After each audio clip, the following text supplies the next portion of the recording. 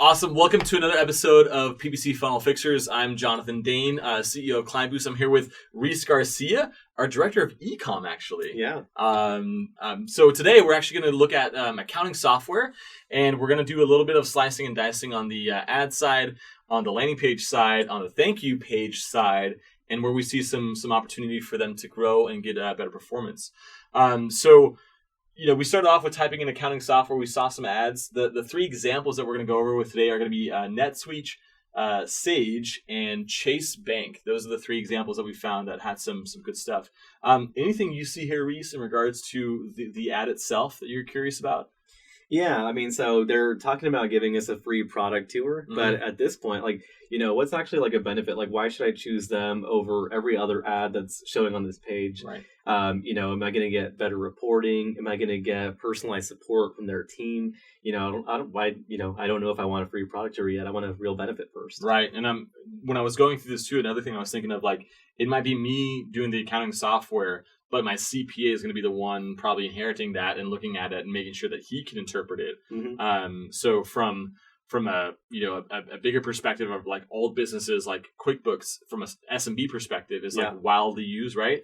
So how does this compare? Either is it simpler, which I don't know, right? No. And so when you're using like the NetSuite example of like the free product tour, which is the first thing that we're going to look at, this is the landing page. What stands out to you? What's concerning?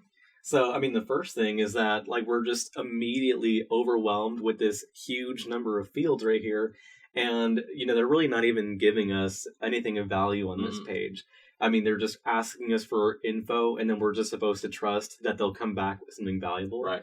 So, we barely learn much more than what was provided in the ad. Right. And then they're not even, they could breadcrumb this where, they could ask us. Yeah, tell us what the breadcrumb is, because I don't think people know. Oh, yeah. Yeah. So the breadcrumb technique is where we basically just space these fields out across a couple of different pages to make it very digestible, let people answer questions about themselves first. Yeah. And kind of like the extra added benefit is that it kind of helps your sales team qualify and understand who those leads are too. Right. So you get a higher conversion rate at the end, and Exactly. you can pick and choose too. Yeah. Yeah.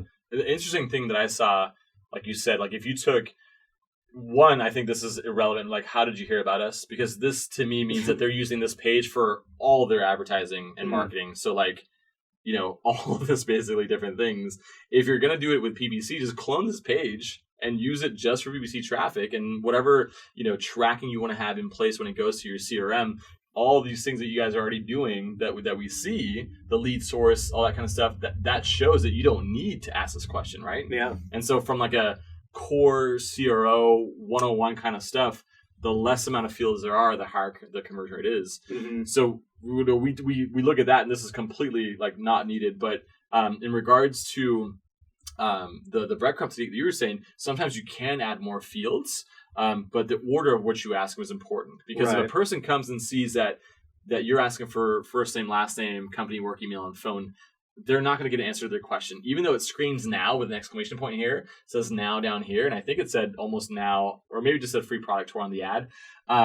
So if that's the case, you better deliver when I convert on this and give me the product tour now. Oh, right? Yeah. But to even have higher conversion rates, if you just took, your role, type of business, number of employees, step one, so they couldn't see that you're asking for first name, last name, company, work email, and phone, but put that on step two, you have that compliance psychology. They're more likely to finish what they started, and you can still ask the questions you want to ask. You can probably even ask more if you wanted to, and still get a higher conversion rates. I think that these guys have a pretty low conversion rate, I'm assuming. I would think so. If you go down here too, they have some great points and some social proof, I think, as well too. And the question in the back of my mind when I saw this call to action to begin with was, product tours, like, you usually say that to begin with. People want to know about pricing then. So you can earn that trust already by like showcasing how great your product is with some of the examples, and like call it a demo instead if you wanted to. Things like that as well too. We have a lot of examples where we've increased conversion rates quite a bit. So we actually converted on this page, and the load screen took forever. It probably took about like 2 minutes before we were done. And if you recall when I was said, like, I hope I get my, product tour now, this is what happened. Thank you for your request. A representative will contact you shortly. And while you're waiting, look at all these other things that you didn't originally ask for. And I'm like, horrible experience, right? Like, if they wanted to focus on the now, the even better thing would be like, call us immediately or start a chat, and like that little chat icon on the side that you see there, had that be a visitor auto message so you start the conversation, because that lead is hot. I'm sure that it goes through their CRM, they lead qualify, lead score, and then, later down the road, I don't know when that happens, but they reach out, but that experience is horrible. Mm-hmm. So what's going to stop you from going to Sage or Chase or Zoho or all the other competitors out there too, to not get a better experience? Like that was pretty disappointing in my mind. Yeah. Totally. Let's look at some of the feedback. So we basically, beyond just what Reese and I think, we got 10 users from Usability Hub to actually give us their feedback on just a first impression standpoint. And so it was really interesting to see what some people were saying about this landing page too. And so the prerequisite here that they were asked with was, you're a business owner looking for accounting software. What do you not like about this landing page? Because we don't really care what you do like, because that just means that people are doing necessarily fine. We can't improve. But there's a lot of things that we were echoing, right? Mm-hmm. Like the whole, it's off-putting that I need to fill out this much information to get a tour of your product. When usually I probably would imagine that you can go on their actual core website and probably get more information of their product than what that landing page was telling us too, I think. Page is very bland. It doesn't really look like a product for small business. It might not be. Accounting software as a search is pretty bland, so I would imagine that a lot of them are low-value leads, because there's always more smaller businesses than there are big ones. So interesting to see like what these people were saying as well too. Any thoughts, questions before we go on to Sage? I would just say, like, even if it doesn't really look like a product for small businesses when you show up on the page, that's probably something that they should be conveying up front. Like, qualify who those people are when they get on the page. Right. That way, if it is your ideal lead, they know exactly what they're getting and know who they're going to be talking to. Right. And interesting, this might actually work out great for the breadcrumb technique, because if they put this on a two-step, and this number of employees, the funny thing I noticed is it's in descending order. So it starts with 10,000 and goes down, where usually it's the reverse. Yeah.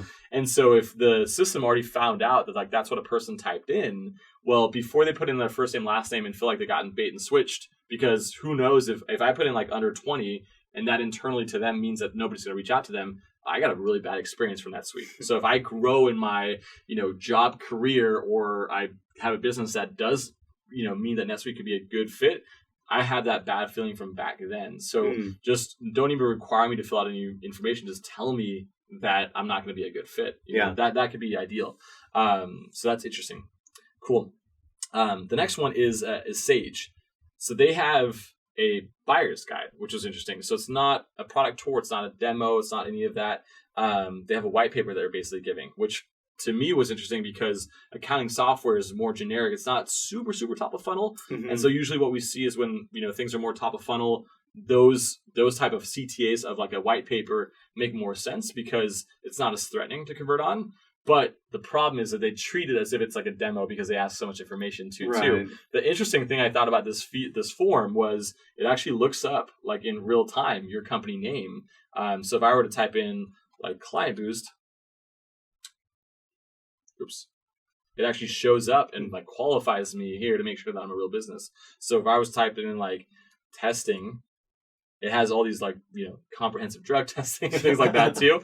But I had to pick one. It wouldn't just allow me to go through without it, which I think is smart, so they don't waste the time of their salespeople too. But again, another example where I think the breadcrumb technique could be great. They can ask the ERP system they're using now, or things like that, or the CRM system. And they can put that on the first step, get higher conversion rates too, and get that download. You mentioned some interesting things. So like when we're trying to like leave the page, you thought they were giving the offer right then and there too, which was kind of interesting. Mm-hmm. And it kind of felt like a bait and switch too. Anything you see in regards to what you would like better from a performance standpoint on this? I mean, I would actually really like to see, like, what does this software actually look like? Because they talked a lot about the benefits of the white paper. Right. But, I mean, at the end of the day, like, the search was accounting software. Right. And I still feel like to provide a white paper, even though that info might be helpful up front, it's still kind of a disconnect with what I'm actually saying that I want. Looking for, so if anything, like, sure, give me the white paper, but show me what the software looks like. And kind of, even if I need to tell my CPA about it, let me kind of give him a rough idea of what we're looking at. Right. And I also think in regards to the white paper, I'm sure it's going to be pretty slated to the advantage of their own software too. So it's not really a buyer's guide that also compares other things. And the other problem too is, like, I don't think that it really told me much of what's included in the white paper. So if you told me that, like, the things that I'm going to see or learn and stuff like that too, but not just putting them in these bullet points, because I go straight to the form. And the reason why it's pink, it's not on brand, but the reason why it's pink is because they're trying to, like, differentiate the contrast of everything else on the page, right? So if that's the case, like, you can record the people who are visiting and seeing how fast they go to that and start typing in. If that's the case, these are not being read. And so there might be less likelihood for actually them to convert if they, like, start going down and seeing all the requirements once they start. I would use more iconography. I would more so also ask, what are the frequently asked questions that a visitor has? It can be like, before I even start on this journey, like, what do you guys charge? Yeah. Because again, accounting software, it's super vague and generic. Also probably a lot of small businesses, like we talked about before. And so to save their own time too, it might be good to even filter in the ad if they get a lot of low value leads too, which would be interesting. I was happy to see that I was able to get the actual guide pretty quickly. It wasn't a bad experience like NetSuite. So that was interesting. Now from the feedback perspective, again, people wanting more info without having to submit the personal info. Somebody was, like, saying that it looks unprofessional. Again, just, you don't have to take that too seriously. Like you said, not enough actual product info, no pricing details. It's selling me something I'm not sure I would want. I didn't come to get a buyer's guide. And I think a lot of people click on ads on Google without reading them fully, right? So that was really interesting, of, like, again, no info on the actual product, like you were saying too. So that was interesting. Cool. Last one. This was the most fun one to look at because it just seemed super, super odd. This is a Chase ad that was, again, same keyword down here, Chase Business Software. Kind of like, they had their name, they had their brand equity, which makes sense. But the thing that I felt like was, like, kind of a downside was they took it to literally what's called in the tab a marketplace. And so you don't even, like, necessarily read what this is about, but it's showing all these different types of softwares from the providers. And then they go to BigCommerce, which is actually in your world because you're director of ecom, right? So that was interesting. But it was like feature provider, has nothing to do with accounting still. Like, why are we here? And I go down, here's the first one, FreshBooks.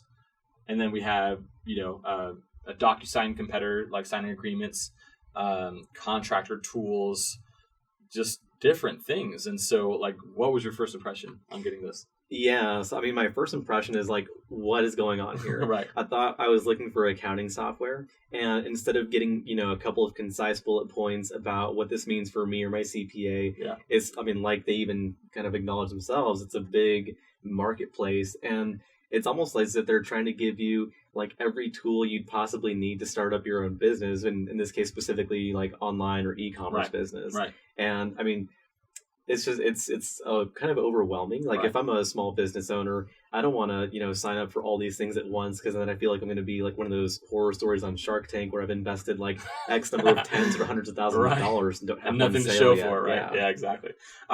Same thing with what you say. Like, you don't know what stage the business is in, like if it's starting out. Another thing I was thinking about, like, is there a pre-requirement of being a Chase customer before you can do this? It doesn't look like, I think, it doesn't ask me anything like that. But it does seem like it alienates, like, everybody else who's not related to that. So if Chase was better about it, like, either they use like an RLSA layer on the audience that's showing and seeing that ad, and so like they know the person's already logged in, for example, and all that kind of stuff. That would be the thing that would make most sense. But still, like, the accounting software was the original goal. So why don't you just only tell me about the accounting software? Exactly. I think it might even be better, like, to literally, like, Chase pay for the ad clicks to go straight to FreshBooks and have the ad talk about FreshBooks because it has a Chase, connection on there. So really interesting that that they took that route first. Yeah, I mean, all those other products, those can be conversations that get started up on the back end after you've already kind of made that original accounting sale. Yeah, exactly. The feedback was, it seems like this is the one that stood out to me the most. It seems like these are token efforts for the bank. I'm not really sure that I can trust a recommendation because, again, it's just like what the bank says and not necessarily the best accounting software there is. Some people say they really like the page. And some people forgot what the original question was when we were asking them about this too. So absence of trial options, things like that was interesting too. But the marketplace, was an interesting angle that we didn't see on the other ones too. And I don't think it actually works to their advantage either. Cool. Well, thanks for thanks for coming. And thank you guys for watching. If you guys are also running an accounting software and you want us to critique your funnel that you have, let us know. We'd be happy to do so. But I hope you got some value from this video. Thank you. Cool. Thanks, man. Yeah, thanks.